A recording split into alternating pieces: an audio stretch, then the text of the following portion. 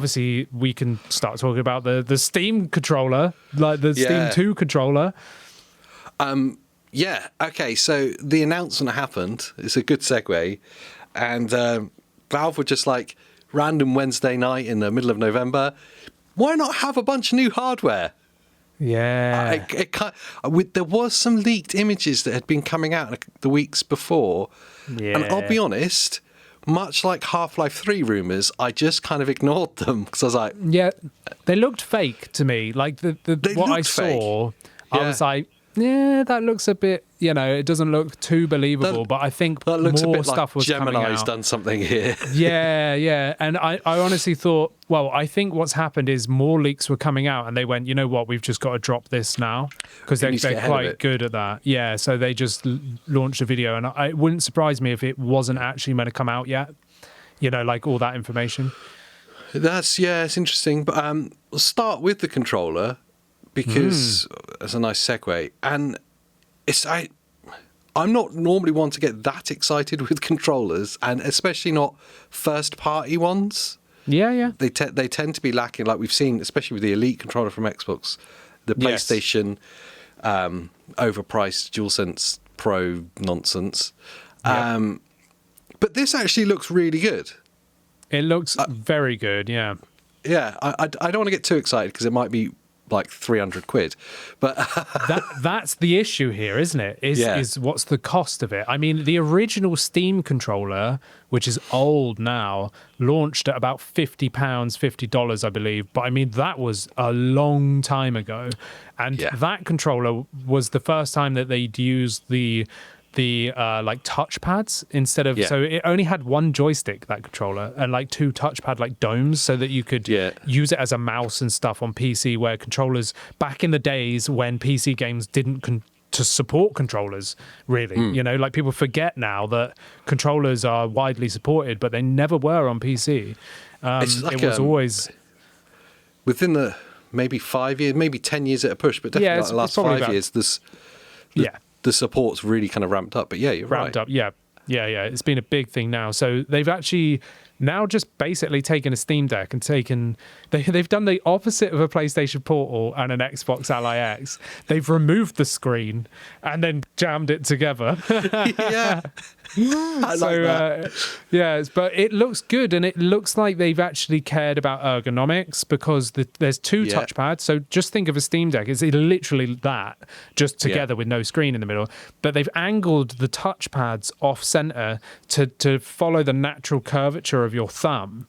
So it doesn't look awkward to use. I like the fact there's two touchpads. So if you're into RTS games or whatever, it looks good. If you're going to be messing around on the desktop and you want to be using the controller to navigate, that looks very good. You've got a symmetrical joystick layout. So I know some people are going to be upset about this, and I don't know how I feel about it. The good thing is they haven't done a Steam Deck where they've put them up high. So the symmetrical joysticks are actually more like a PlayStation controller now, where they're lowered and in the middle. So it looks like you'll actually have good control over the sticks without having to it's a real divider, isn't it? Because I personally love asymmetrical. For me, it feels natural. But I come from historically the PlayStation world where everything was symmetrical, and I know like personal friends that are gamers that are it has to be symmetrical. I cannot understand how you've got this offset thing. It's such a divider. It is a big divider, yeah. But they were bound to go symmetrical, weren't they? Because of what the Steam Deck is. Because the Steam Deck, But I think it looks nice. The layouts, it looks good. You've also got 4 back paddles, which are great, but they're not like lock-outable. So, if you don't like back paddles, this is not for you.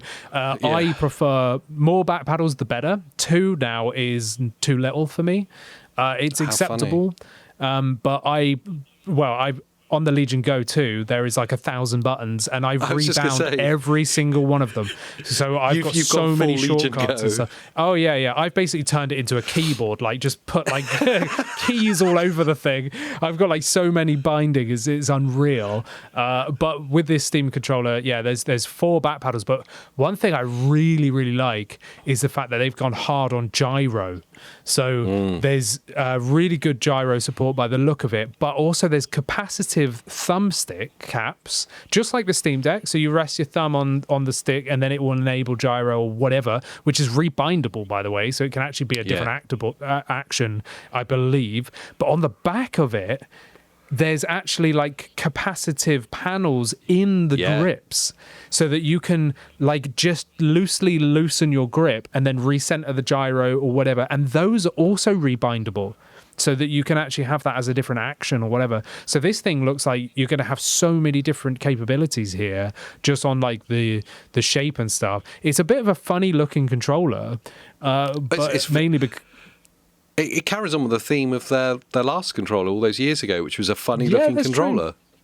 True. Yeah, but the one thing that really excites me is that they've put TMR sticks in it. Yes. I mean, for a first-party manufacturer, for an OEM to do that, thank you, first of all. Finally, because, it's stuff like this that it kind of enforces the other ones to actually follow suit. Hopefully.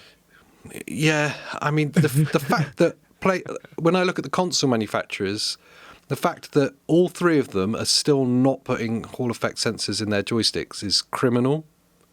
Yeah. At least not in their Pro controllers. And I mean, Nintendo, PlayStation, and Xbox, like, yeah, their Pro controllers not having. I don't know how they can get away with that. It's like a crime against gamers.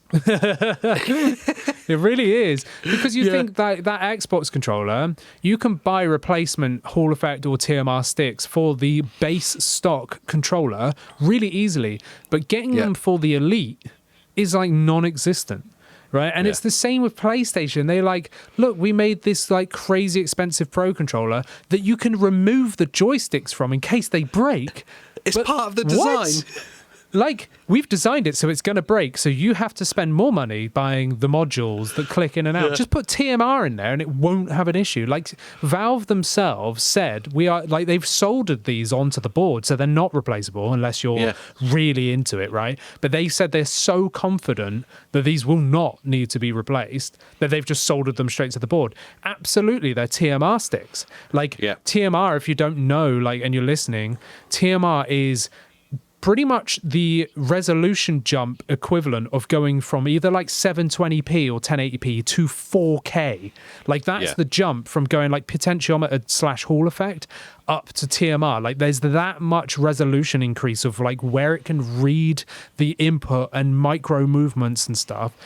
And they're super low power, so like highly efficient. The lowest dead zones you can possibly have. The one thing I really hope they allow is for true raw mode in the software. So basically the outer dead zone, if you can configure that to have either a circular dead zone or a square dead zone, now they've won. If they only allow for an outer circular dead zone, then that's kind of frustrating. But even though the GameSir controller lets you do that on the Xbox, which is amazing. I cannot foresee that they would lock it down. The whole thing that Valve have shown us in recent years is, and again with this announcement and everything in it, is that they want it to be an open book. They want the community to help them develop stuff. They want it to be almost like a gamer's first hardware and software ecosystem. Do you know what? I don't think we give them enough praise for that, for the development of SteamOS, for the embracing of the community in that. And absolutely, I agree. I fully expect the controller to be as open as possible in that sense, especially on the software side of it. I'm going to buy one, 100%. I'm getting that controller. Yeah. Even if it's like £100, I want to get that controller for sure. It comes with the puck, doesn't it? The puck. Yes. Which is both charging base and can act as a connector, can't it? It can indeed, yeah. So it's magnetized, so you just slide it over it and it magnetizes onto the back. But it's also the receiver, which I love.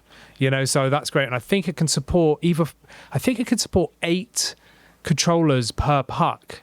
And with like up to, I didn't realize that. Yeah. It's either 4 or 8 per puck, and you can have 4 pucks plugged in Wow. at any one time for up to something silly like 32 controllers connected or something like mad like that.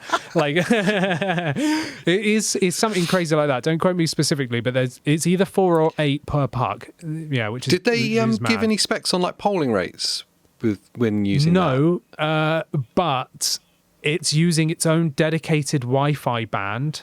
So it's its own Wi-Fi 6 band just for the controller, which means it's going to be ridiculous. It will be a minimum of 1,000 hertz.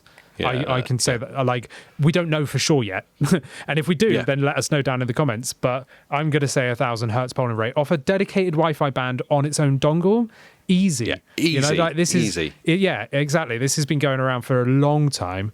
So a minimum of 1,000 hertz. Yeah. And that is the end of that, unless you want to see more, and then it's only just the beginning of your journey. I like that. Yeah, thanks very much. Yeah, I just came up with it just now. Yes. Yes, that was the end of that clip of the podcast. If you want to see what we're talking about actually in a full podcast fashion, then click on the link there and watch it. And, maybe subscribe as you leave or like before you leave. Like before you leave. Nice catchphrase, that. Oh.